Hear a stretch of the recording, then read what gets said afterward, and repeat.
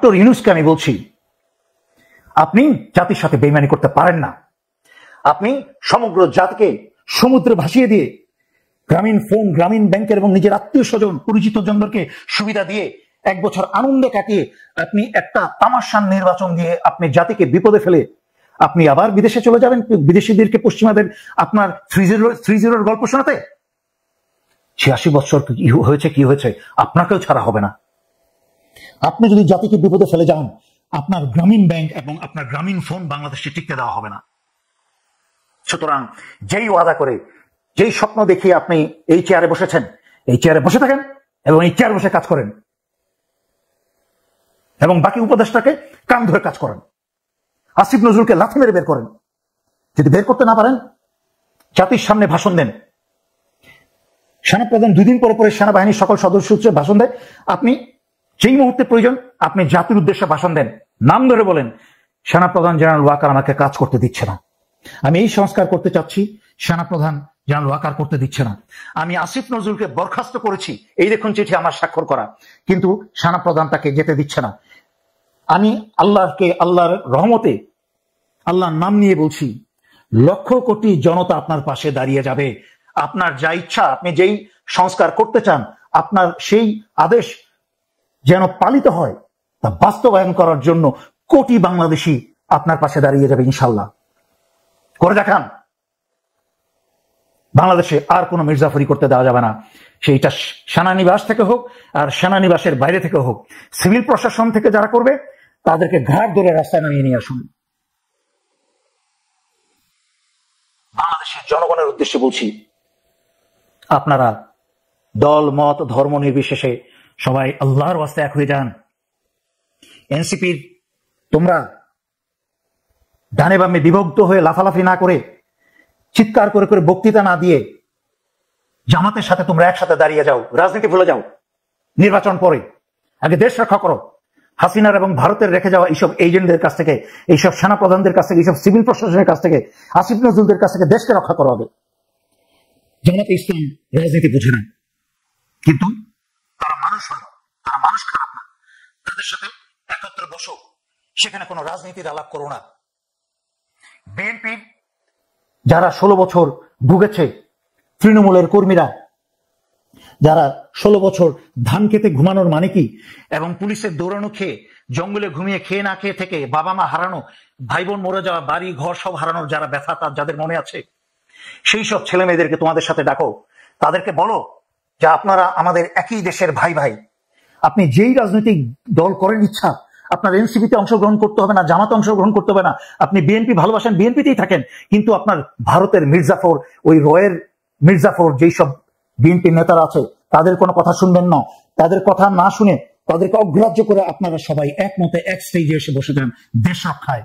সেনাপ্রধান যতক্ষণ পদত্যাগ না করবে আমরা রাস্তা ছাড়বো না। আর আজকে যদি বিএনপির প্রতিটা সমর্থক যদি আজকে সরে দাঁড়ায় যে বিএনপির ভিতরে সংস্কার না করে, বিএনপির ভারতের যারা দালাল আছে তাদেরকে না সরালে আমরা ততদিন বিএনপিতে যোগদান দিব না। আর বিএনপির কর্মী ছাড়া, তারেক রহমান নিয়ে আর বিএনপির নেতাদেরকে দিয়ে তো বিএনপির কোনো শক্তিই নাই, কোনো রাজনৈতিক দলও নাই, বিএনপির কোনো শক্তিও নাই। তার মানে কি দাঁড়ালো? যদি তারেক রহমান বিএনপিতে না থাকে, বিএনপির বর্তমান নেতারাও যদি না থাকে, কিন্তু বিএনপির এইসব কর্মী, লক্ষ কোটি কর্মী যদি থাকে, তারপরেও কিন্তু বিএনপি বেঁচে থাকবে, বিএনপি টিকে থাকবে। তাদের মাঝখান থেকে একদিন নেতৃত্ব তৈরি হবে এবং বিএনপি সময় লাগলো এক সময় নেতৃত্বের, যখনই পয়সার এবং বাইরের দেশের কোনো প্রভাব থাকবে না, তখন সততার সাথে সেই নেতৃত্বের সামনে এগিয়ে চলবে। সুতরাং আপনাদের প্রয়োজন ওইসব নেতাদের আপনাদেরকে প্রয়োজন। আর কিন্তু আপনারা নিজেদের উপর আস্থা হারিয়ে নেতাদের পিছনে ছুটে বেড়ান, তাদেরকে সকাল বিকাল বালতি দিয়ে তেল ঢালেন।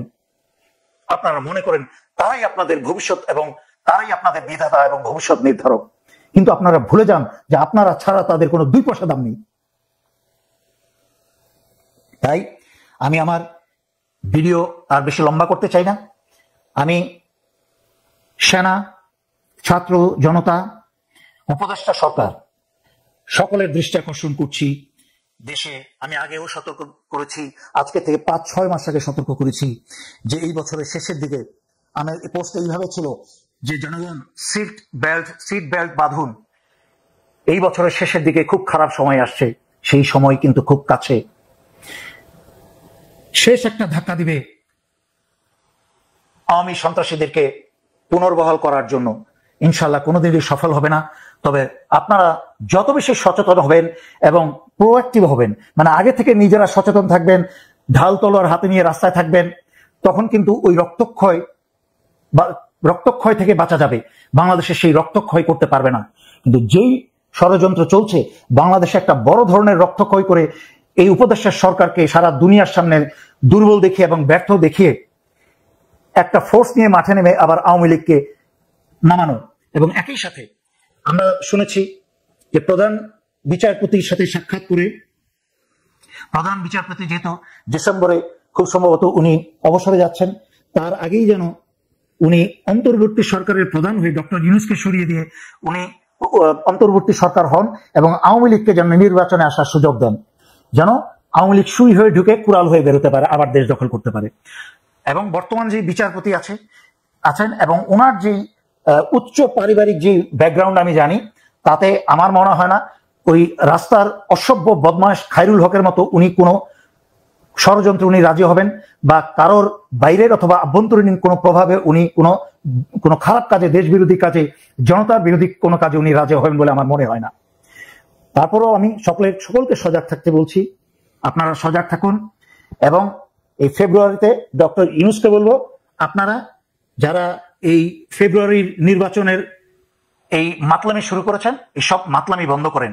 1500 ছাত্র ছাত্রী জনতার জীবন দিয়েছে এবং 10,000-এর উপরে মানুষ আহত, যারা চিকিৎসা পর্যন্ত অনেক বেশিরভাগই পাই নাই। তাদের সাথে মশকরা করবেন, ফেব্রুয়ারিতে নির্বাচন দিয়ে আবার ভারতের দালালদের হাতে দেশ তুলে দিয়ে যাবেন। মনে রাখবেন, উপদেষ্টাদেরকে ছাড়া হবে না। জাতির সাথে, জনতার সাথে, নিজের দায়িত্বের সাথে বেইমানি করা হবে, আল্লাহর সাথে বেইমানি করা। আপনাদেরকে, আমাদের সবাইকে একদিন মরতে হবে। চোখের সামনে অনেকেই মরে গেছে, আপনার কলিগ, সিনিয়র, জুনিয়র অনেক চলে গেছে। কিন্তু আপনারা যারা এখনো নিঃশ্বাস নিচ্ছেন, জীবিত আছেন, তাদের এখনো সুযোগ আছে। অতীত অপকর্ম, পাপ আল্লাহর কাছে মাপ চেয়ে, জনতার কাছে মাপ চেয়ে, আমি কোনো নাটক অভিনয় চাই না আপনাদের কাছ থেকে যে আপনারা জনতার সামনে এসে হিন্দি সিনেমার মতো হাত জোর করে এসে মাপ চান, না, তাও চাইতে হবে না। শুধু আল্লাহর কাছে ওয়াদা করে নিজ পবিত্র দায়িত্বটুকু পালন করুন। আজকে মনে রাখবেন, সেনাপ্রধান 2 দিন পরে পরে আপনাদেরকে মিটিং ডেকে, দরবার ডেকে, দেশে বিদেশে সবাইকে অনলাইনে এনে মিটিং করে অনেক মিষ্টি মিষ্টি কথা বলছে। একটা বার চোখ বন্ধ করে চিন্তা করে দেখুন, উনি কি আপনার ব্যক্তিগত এই সবার আগে এই সশস্ত্র বাহিনী, সেনাবাহিনীর, এই রাষ্ট্রের কথা চিন্তা করে কথা বলছে? না। উনি কি আপনার কথা চিন্তা করে, আপনার পরিবারের কথা চিন্তা করে এই কথাগুলো বলছে? না। উনি উনার ব্যক্তিগত স্বার্থ এবং উনার আওয়ামী পরিবারের কথা চিন্তা করে কথাগুলো বলছে। আজকে কথার কথা ধরে নিলাম, যদি উনার আত্মীয় শেখ হাসিনাকে বা আওয়ামী সরকারকে ফিরিয়ে নিয়ে আসতে পারে, আপনি কি মনে করেন 5ই আগস্টের পরে যারা স্বৈরাচারী শেখ হাসিনাকে চুপ থেকে বা ছাত্র জনতার আন্দোলনের মুখে পালাতে বাধ্য করেছিল, হাসিনা কি তাদের উপর প্রতিশোধ নেবে না? হাসিনা কি আপনার বউ বাচ্চাকে মারবে না? এখনো কি এই মহিলাকে, এই জঘন্য ভয়ঙ্কর বিষাক্ত সাপকে আপনারা চেনেন নাই? এটা হচ্ছে 1 নাম্বার। 2 নাম্বার, এই যে সেনাপ্রধান আপনাদেরকে ছাত্র জনতার বিরুদ্ধে দাঁড় করিয়ে দিচ্ছে, তার মানে কি? আপনি তো সমগ্র পৃথিবীর সামনে, সারা পৃথিবীকে সাক্ষী রেখে সেনানিবাস থেকে অস্ত্র বের করে তো ছাত্র জনতার উপর গুলি চালাতে পারবেন না। তাহলে কতক্ষণ, কোন শক্তি দিয়ে আপনারা সেনানিবাসে ক্ষমতায় টিকে থাকতে পারবেন এই হাসিনা সেনাপ্রধানের নেতৃত্বে? কয়দিন পারবেন? কারণ এই দেশের ছাত্র জনতা 16 বছরের অত্যাচারী এবং জুলাই আগস্ট 2024-এর আত্মাহুতিতে এবং সংগ্রামে তারা শিখে গেছে যে কি করে যে কোনো মুহূর্তে সকলের দ্বিমতকে ভুলে গিয়ে একমত হয়ে আবার রাস্তায় নেমে যেতে পারে, তারা শিখে গেছে। তারা যদি সবাই নেমে সেনানিবাসের উদ্দেশ্যে রওনা করে কি করবেন? আপনি চিন্তা করে দেখেন।